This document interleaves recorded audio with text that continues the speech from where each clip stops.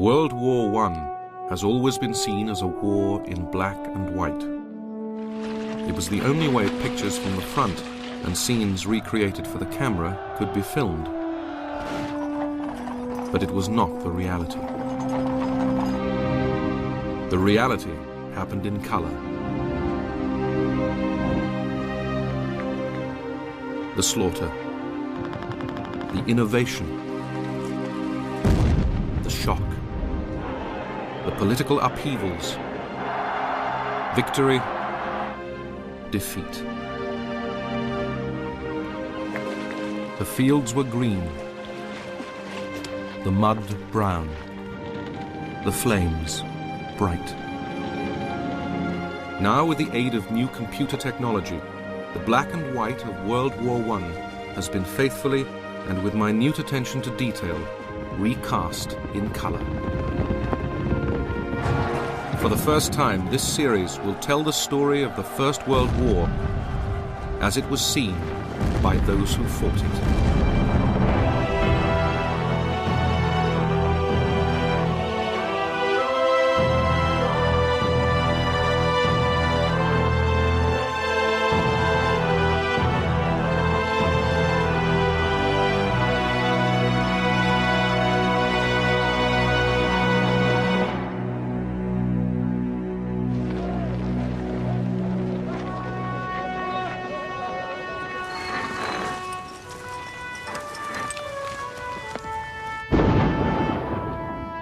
World War I was war on a scale never known or imagined before. Between 1914 and 1918, some 65 million men took up arms. 10 million died in battle. 20 million were irretrievably wounded in their minds or their bodies.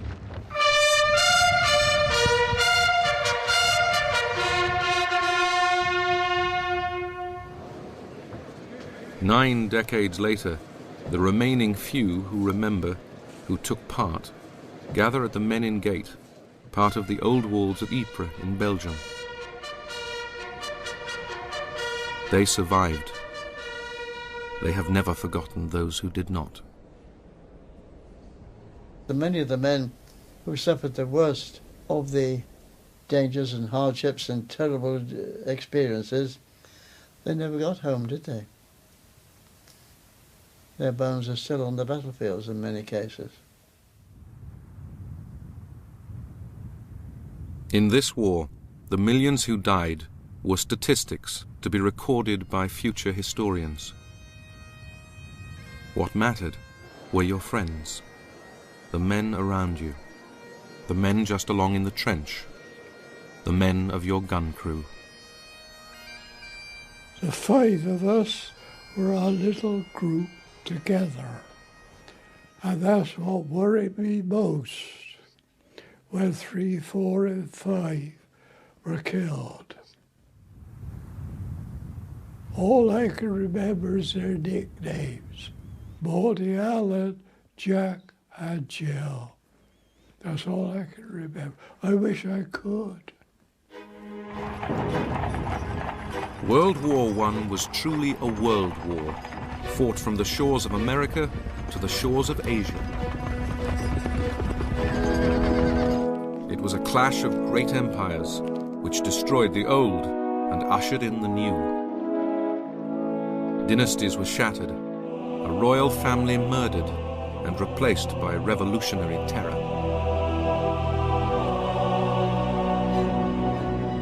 It was a war that changed the nature of war itself. A dreaded new expression appeared, going over the top. I always said a prayer. You know that's something lads used to laugh at me. But I used to ask God to let me fight like a man and bring back safe and sound. If any man tells you he went over the top and he wasn't scared, he's a damn liar.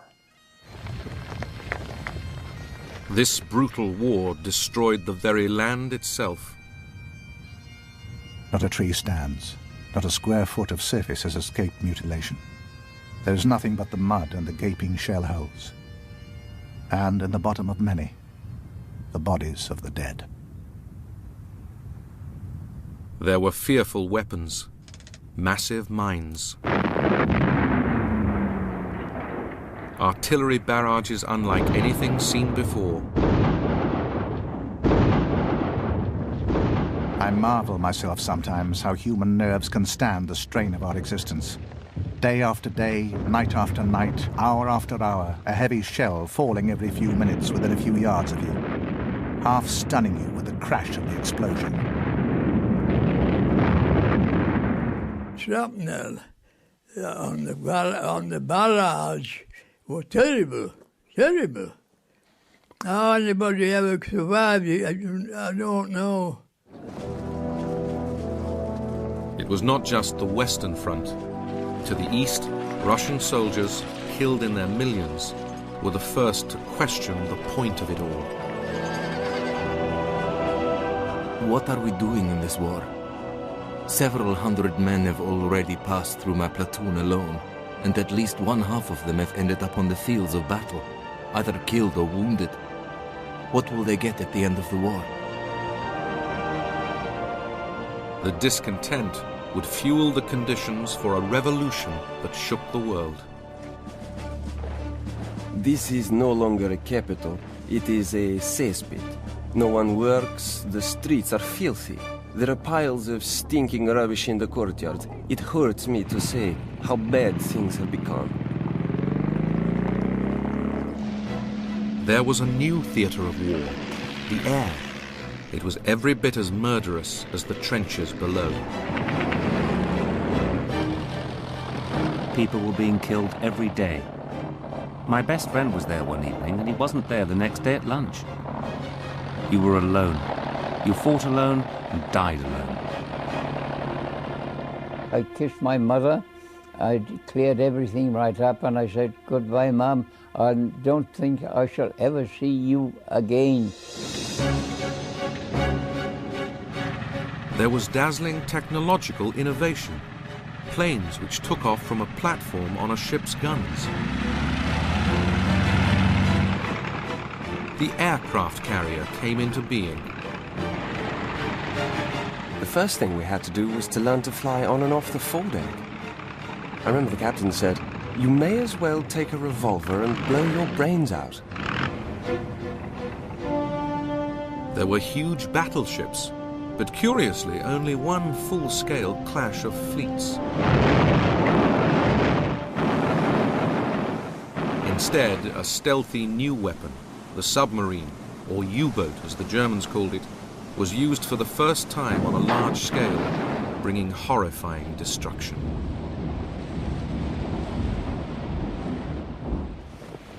Above all, it was the cost in human life that remains so staggering. And it's the names of the battlefields that have stuck in the memory. Ypres, Verdun, the Somme, Passchendaele. Those who fought in these places witnessed suffering like no other before.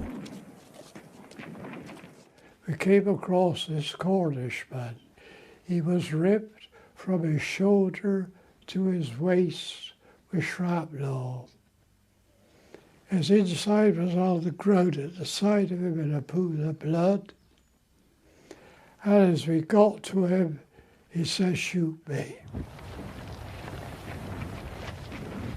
Before we could shoot him, 30 seconds, he was dead.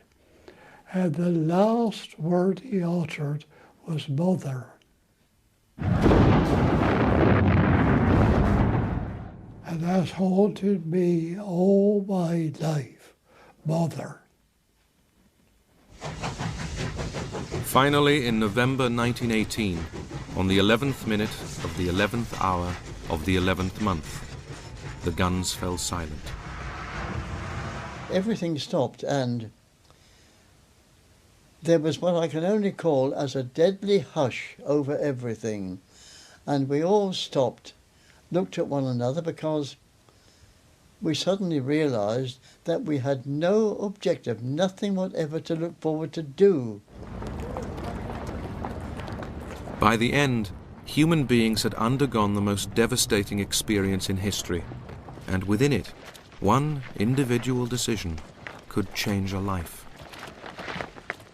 As that German came towards me, and I can't kill him, I mustn't kill him. I can remember when I joined the army, I swore I would serve my king and country. And by some means or another, it flashed in my mind when Moses came down off Mount Sinai, the sixth commandment he brought down, thou shalt not kill. And I can't kill him. I had about 5 seconds to make my mind up. I shot him above the ankle and above the knee. I brought him down. I didn't kill him. They shall grow not old as we that are left grow old. Age shall not weary them, nor the years condemn. At the going down of the sun and in the morning, we will remember them. And I very often wonder whether the sacrifices that we made are worthwhile. That is, have the years condemned us? How did it ever come to this? A global war of millions, and yet its beginnings seemed just a pinprick. An assassin's bullet in a faraway place which would change the world.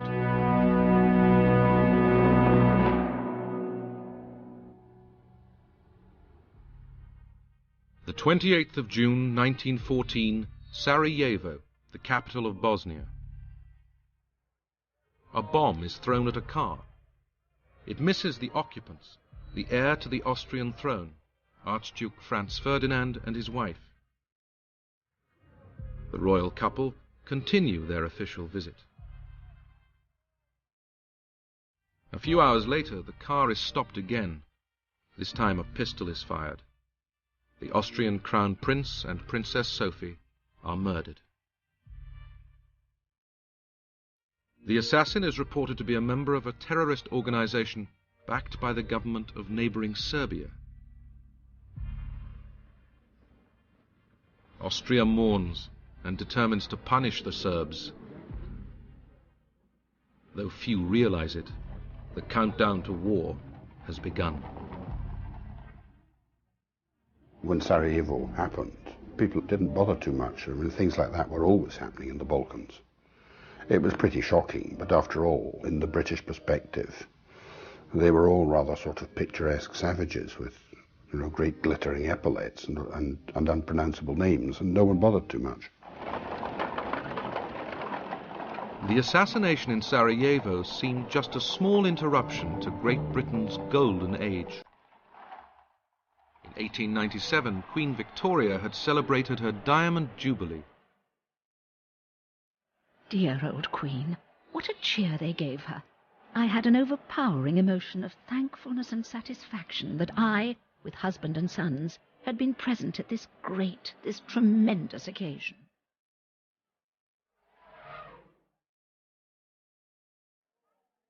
Victoria's empire covered 1/6 of the world.